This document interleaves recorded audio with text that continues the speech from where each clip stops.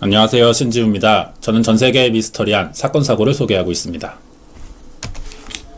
미국 콜로라도주엔 프레드릭이라는 작고 조용한 도시가 있습니다. 이번에 소개할 사건이 일어난 곳인데요.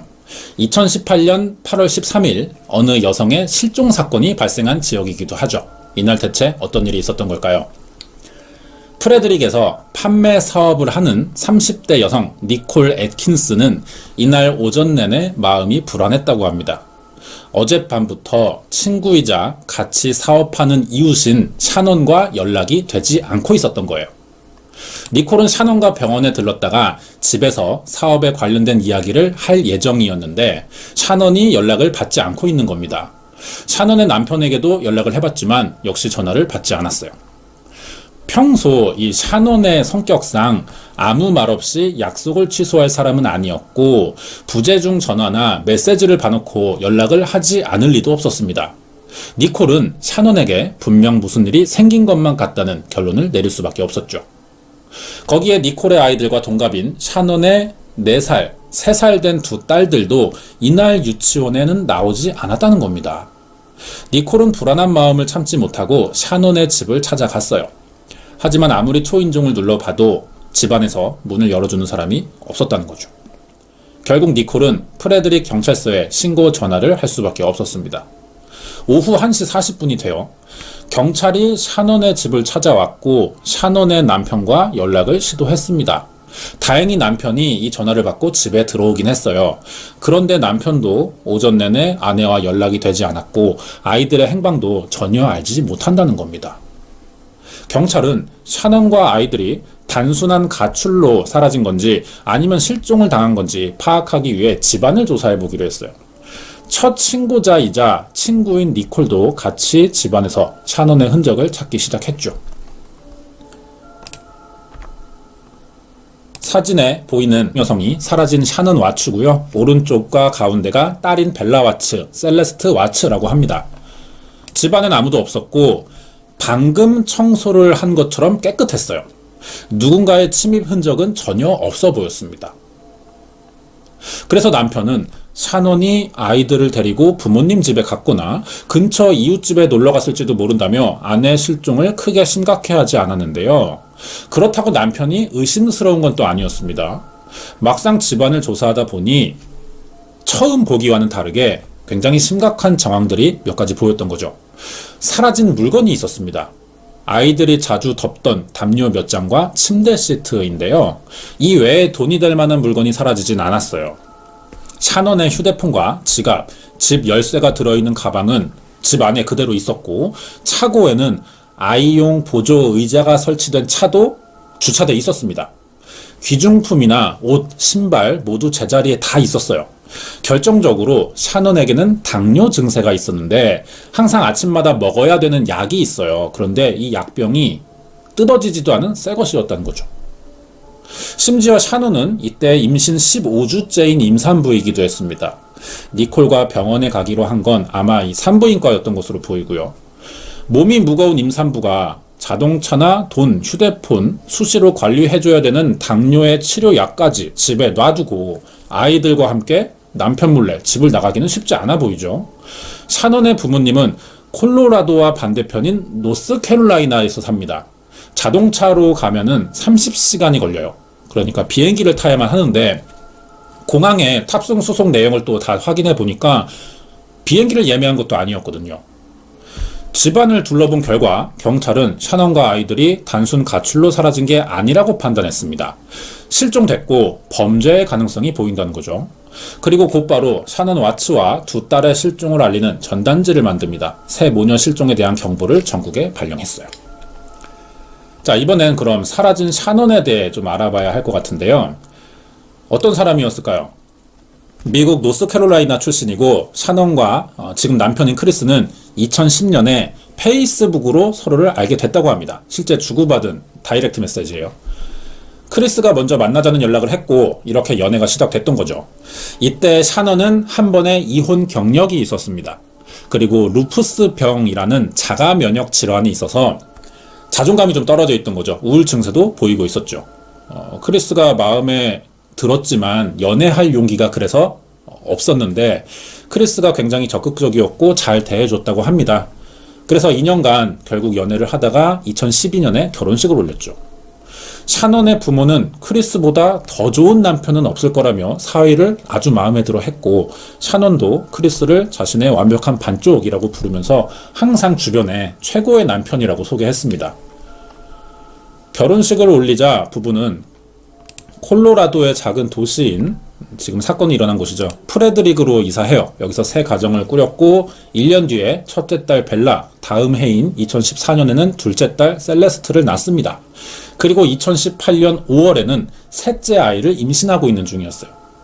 샤넌의 가족이 사진에서 보이는 대로 화목한 가정처럼 느껴지죠. 이게 동네에 소문이 날 정도로 유명했었다고 합니다. 샤넌이 수시로 남편과 아이들의 생활을 영상으로 찍어서 인터넷에 올렸고요. 많은 사람들이 이 영상을 보고 부러워했었다 그래요. 그러다가 2018년 8월 13일이 되자 갑자기 샤넌과 두 아이들이 사라져버렸던 겁니다. 이들의 실종이 전국으로 알려졌고 다음 날인 8월 14일에는 여러 방송사가 남편이죠, 크리스가 사는 집에 찾아옵니다. 그래서 남편이 인터뷰를 했던 장면인데, 이게 크리스가 이때 했던 말은 아내와 아이들이 안전하기만을 바라며 누군가 가족을 데리고 있다면 무사히 돌려보내달라고 부탁했습니다. 전국으로 이 방송이 나갔어요. 이날 인터뷰는 많은 사람들의 관심을 받았고 하루빨리 가족이 되돌아가기만을 기다렸죠. 자, 그런데요, 바로 다음 날이 되는 2018년 8월 15일, 이 사건은 처음부터 다시 봐야 할 정도로 엄청난 반전이 일어나 버리게 됩니다. 대체 어떤 일이 있었던 걸까요? 샤넌 와츠와 두 아이들의 실종 사건이 벌어진 지 3일 만에 경찰은 범인을 체포했어요. 그런데 이 범인이 바로 샤넌의 남편인 크리스 와츠라는 겁니다. 최고의 남편으로 소문나 있던 크리스 와츠가 범인이라는 소식에 많은 사람들이 큰 충격에 빠졌는데요. 크리스 와츠는 경찰 참고인 조사에서 거짓말 테스트를 받았습니다. 그런데 이걸 통과하지 못한 거죠. 몇 가지 핵심 질문에서 거짓 반응이 나왔는데요. 이 결과를 수상하게 본 경찰이 크리스를 집중적으로 조사했고, 압박을 견디지 못한 크리스는 결국 자신이 아내인 샤넌의 목숨을 빼앗았다고 자백했습니다. 자백 내용에 따르면 사건 당일인 8월 13일 새벽, 자신은 출장을 다녀온 아내와 크게 싸웠고 별거와 이혼 얘기가 나왔다고 했거든요.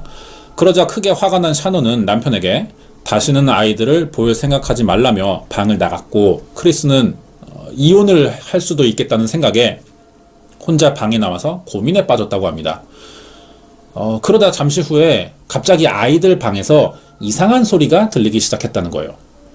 바로 침실에 설치해둔 모니터를 켰습니다. 아이들 방을 크리스가 확인해 봤는데, 방금 싸웠죠, 아내와. 화가 난 샤넌이 둘째 아이의 목을 조르고 있었다는 거예요.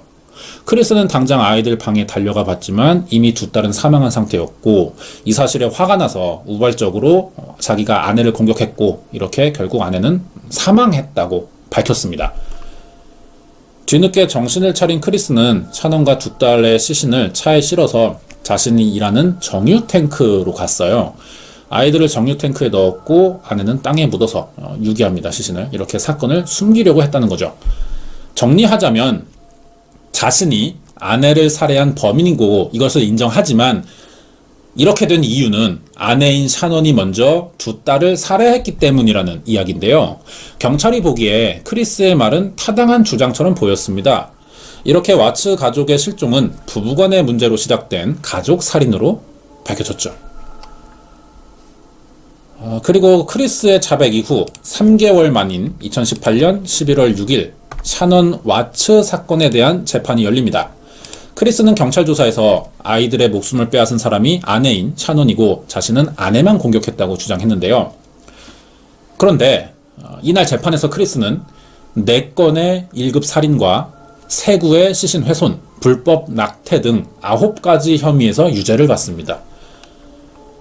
자, 먼저 1급 살인죄만 다시 알아볼게요. 샤넌 와츠에 대한 살인죄가 1건이 아니고 4건이 인정됐다고 했죠.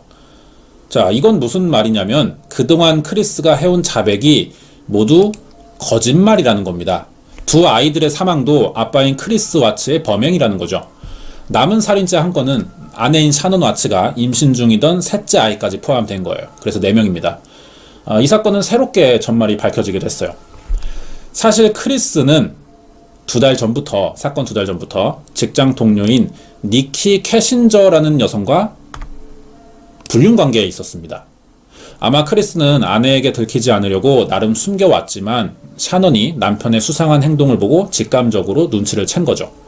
샤넌은 부부관계 회복을 위해 많은 노력을 했어요. 하지만 새 여자친구에게 빠져있던 크리스는 아내의 노력을 거절했고 샤넌은 이 일로 상처를 받았다고 합니다. 이때 샤넌이 셋째를 임신 중이었던 거고요. 하지만 남편인 크리스는 아이가 태어나는 걸 원하지 않았어요.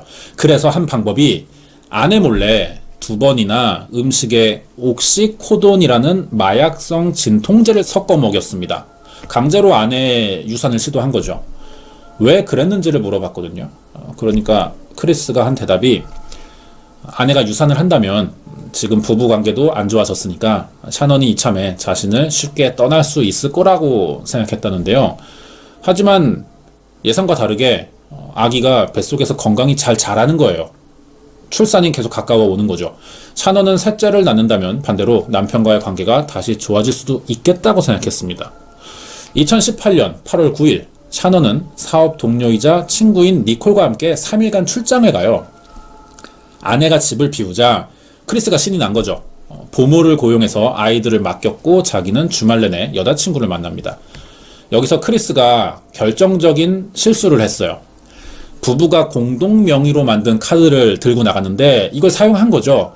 아내는 출장 중에 남편의 수상한 결제 내역을 보게 됩니다. 그러면서 불륜 사실을 확신하게 되는 거죠. 샤넌은 충격에 빠졌어요. 출장이 끝날 때까지 제대로 먹거나 자지 못했다고 합니다. 그리고 8월 13일 새벽 2시에 샤넌 와츠가 출장에서 집으로 돌아와요. 그리고 이날 밤 크리스가 먼저 샤넌에게 별거 이야기를 꺼냅니다. 이래서 부부가 싸웠던 거죠. 그리고 3시간 뒤인 새벽 5시에 크리스 와츠는 샤넌의 목을 졸라 살해합니다. 뱃속의 아이도 사망했죠. 이때 태아가 15주였는데 질식의 충격으로 좀 살아야겠다는 본능이 나온 것 같아요. 산모 밖으로, 몸 밖으로 일부가 좀 빠져나와 있는 상태였다고 합니다. 자, 아내 살인을 했어요. 이제 시신을 수습해야겠죠. 방법은 침대 시트를 벗겨서 사망한 아내와 일단 아기를 감싸두는 거였습니다. 그런데 이때 2층에 있던 남은 2 딸들이 엄마를 찾아 방에 들어온 거예요. 현장을 목격한 거죠. 크리스는 아이들에게 엄마가 아프다며 둘러댔고 시신을 자기 트럭에 실었습니다. 이때 2 딸들도 같이 태웠고요. 집안에서 사라진 담요는 이때 아이들을 덮어주려고 크리스가 가지고 나왔기 때문에 초기 경찰 수사에서 집안에선 발견하지 못했던 거죠. 30분이 지납니다. 새벽 5시 반. 크리스는 1시간 정도 트럭을 몰아서 자기가 일하는 곳의 정유 탱크 앞을 갔어요. 여기서 담요를 이용해 남은 2 딸을 질식시켰죠. 그리고 아이들의 시신을 위에 동그라미죠. 정유 탱크에 하나씩 유기했고요. 그리고 아내 시신은 조금 떨어져 있습니다. 아래 동그라미. 이쯤에다가 땅을 파서 묻었죠, 아내는. 이렇게 크리스 와츠의 범행이 숨겨지게 된 겁니다. 사실 경찰은 크리스 와츠를 처음 만나면서 자백할 때까지 계속 범인으로 의심하고 있었다는데요. 몇 가지 의심스러운 정황이 있었기 때문이겠죠. 크리스가 신고 당일 임신한 아내와 어린 2 딸이 사라졌다는 경찰의 연락을 받았지만 당황하거나 크게 걱정하지도 않았었다고 합니다. 그리고 경찰 전화를 받고 집에 오기까지 40분이나 걸렸다는 거예요. 그리고 사건 당일 아침 크리스가 트럭에 뭔가를 싣고 있는 장면이 옆집 CCTV에 촬영돼 있기도 했습니다. 이걸 물어봤더니 크리스는 출근 준비하면서 일에 쓰일 짐을 실었다고 진술했지만 표정과 행동에서는 당황하는 기색이 보였고요. 이때 트럭에 실었던 거는 나중에 밝혀졌습니다. 아내의 시신이었다는 사실이 드러났어요. 실종 다음 날 방송에 나와 아내와 딸들을 찾는 인터뷰를 할 때의 화법도 이상했습니다. 전국으로 나간 방송이었죠. 실종된 가족을 찾는다고는 말했는데 자신도 모르게 계속 과거 시제를 사용했다는 겁니다. 예를 들면은 첫째 딸은 소녀스러웠다. 셋째는 남자아이였다. 이런 식이었습니다. 그러니까 이 말투에서 자신은 이미 이 실종 사건의 결말을 아는 사람처럼 표현했다는 거죠. 그럼 범죄에 관련돼 있을 가능성이 굉장히 높아지는 거고요. 이런 부자연스러운 말과 행동에 경찰과 샤넌의 가족, 친구이자 신고자인 니콜은 크리스가 실종 사건에 관련이 있을 거라고 의심할 수밖에 없었어요. 크리스도 조사를 받기 전부터 자기 범행이 밝혀질 거라는 예감이 무의식적으로 있었다고 하는데요. 그래서 거짓말 탐지기 직전에 아내에게 범행을 뒤집어 씌우는 거짓말로 빠져나갈 방법을 생각해냈지만 결국 진실이 드러날 수밖에 없던 겁니다. 가족 몰살 사건이 흔하게 벌어지진 않지만 간간이 꾸준하게 일어나고 있는 사건이거든요. 대부분은 그런데 이 가족을 모두 살해하고 자기도 목숨을 끊는 경우가 많다고 합니다. 하지만 크리스 와츠의 행동을 보면은 그동안의 살해들과는 크게 다르죠. 아무 일도 없다는 듯이 평소 생활을 이어오고 있었어요. 이 사진은 사건 당일인 2018년 8월 13일 아침에 찍힌 장면입니다. 크리스가 편의점에 왔다가 CCTV에 촬영된 건데요. 이 시점은요, 이미 사건이 벌어지고 난 뒤에요. 가족을 다 유기하고 땅에 묻고 찾아온 편의점이라는 겁니다. 아침 식사를 사러 왔던 거예요. 휴대전화에는 사건 당일 오전 세 곳에 전화를 건 기록이 있었는데 아이들 유치원에 겁니다. 두 딸이 결석한다 그랬고 다음엔 부동산에 전화해요. 집을 내놓은다고 했어요. 그리고 세 번째로 전화를 건 사람은 불륜관계에 있는 니키 캐신저였습니다. 니키에게 이런 말을 했대요. 앞으로 계속 같이 있을 수 있다라는 말을 했는데 가족을 정리했다는 표현이죠. 사건이 벌어지기 전까지 크리스 와츠는 완벽한 남편이나 최고의 아버지, 친절한 이웃 이런 사람으로 불렸습니다. 성격 검사도 했어요. 사이코패스도 아니고 분노조절 장애도 없는 사람입니다. 정신질환도 없어요. 건강해요. 그러면은 왜 이런 사람이 어떻게 아내와 아이들을 공격하게 됐는지 생각해 봐야겠죠. 크리스는 이 질문에 새 애인과 깨끗하게 새 출발하고 싶어서 라고 대답했거든요. 그러면서 만약 자기가 2달 전 새 여자친구를 만나지 않았다면 절대 이런 일은 벌어지지 않았을 것이고 그 전까지 부부 사이에는 아무 문제가 없었다고 밝혔습니다. 아내와 아이들보다 새 여자친구가 우선이었다면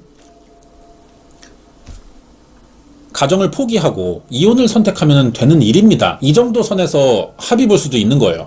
그런데 왜 이 사람은 굳이 목숨까지 다 뺏어가면서 새 출발을 하려고 했는지 이게 중요해 보이는데요. 이 질문에 대한 대답도 했습니다. 말도 안 되는 범행 동기였어요. 많은 사람들이 경악을 했다고 알려져 있는데요. 이혼을 하자니 이혼 고민도 진작에 했었는데 그러자니 돈 문제가 걸렸던 겁니다. 이런 상황에서 이혼을 요구했다가 아내가 소송이라도 걸어서 지게 된다면 100% 크리스의 잘못이 되는 거예요. 그때부터는 이혼의 책임을 물어야 된다는 거죠. 이렇게 되면은 모든 자기 재산을 위자료로 아내에게 줘야 되고 평생 새 아이의 양육비까지 보내면서 살아야 된다는 거죠. 거기에 이미 이 사람은 1억에 가까운 빚도 있는 상태였습니다. 이 문제에서 모두 벗어나기 위해서 할 수 있는 최선의 방법은 크리스가 자기 손으로 가족들을 모두 죽이는 거라고 판단했던 것 같아요. 이렇게 해서 크리스 와츠는 2018년 11월 6일 열린 재판에서 9건의 모든 혐의를 인정했고요. 5번의 가석방 없는 종신형과 징역 84년형을 선고받습니다. 꽤 심각한 사건이었는데 사형까지 나오진 않았죠. 왜 종신형으로 끝났는지도 알아봐야 됩니다. 이유가 피해자인 아래 사진이에요. 샤넌 와츠 유가족의 요청 때문이었다고 하는데요.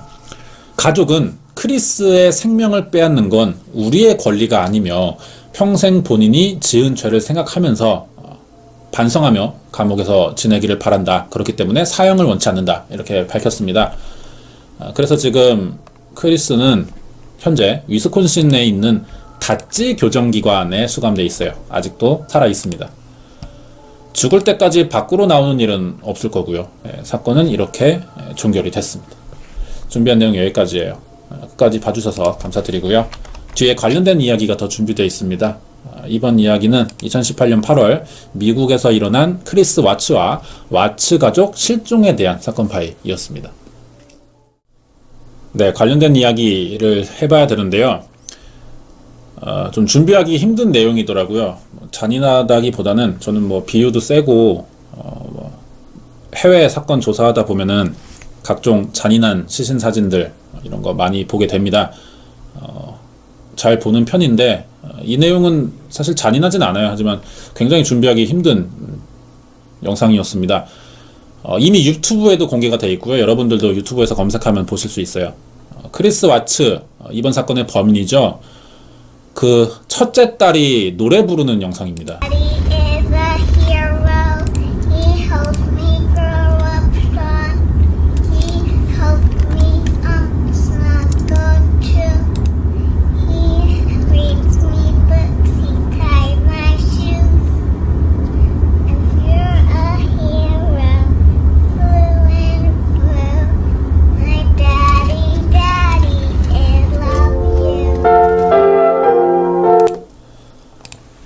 노래 내용이 아빠는 영웅이고 제가 강하게 자라도록 도와주셨고 책을 읽어주시고 신발을 묶어주시고 당신은 영웅입니다. 아빠 사랑해요. 이거예요. 가사가. 딸이 부르고 있는 노래가. 이 영상을 찍고 한 달 뒤에 사건이 일어났던 거고요. 그러면은 시기상 이 영상을 찍고 있을 때 크리스는 새 여자친구와 살기 위해 지금 가족을 어떻게 정리할지 고민할 때였을 겁니다. 이런 노래 들으면서 무슨 생각했는지가 좀 궁금해지죠. 다음은 유독 제 채널에서 많이 이런 소개가 있는데요. 관련 영화가 있습니다. 넷플릭스에서 이 와츠 가족 사건을 찾아볼 수가 있어요. 특이한 거는 영화가 배우의 재연 연기로 진행되는 게 아니고 100% 경찰의 녹화 영상과 샤넌 와츠의 SNS 영상 그리고 사건 진행 당시에 찍혀있는 CCTV 영상들로 만들어진 다큐멘터리 형식입니다. 인기가 많았어요. 올해 넷플릭스에서 가장 높은 시청률을 올린 컨텐츠 5위에 오르기도 했고요. 제목은 아메리칸 머더, 이웃집 살인사건이라고 합니다. 그동안 소개해온 영화들은 사실 실제 사건을 기반으로 한 배우들의 연기였잖아요. 그런데 이거는 실제 자료들을 이용해서 만들어졌습니다. 그래서 좀 새로울 것 같고요. 사건을 정확히 이해하는데 많은 도움이 될 것 같죠.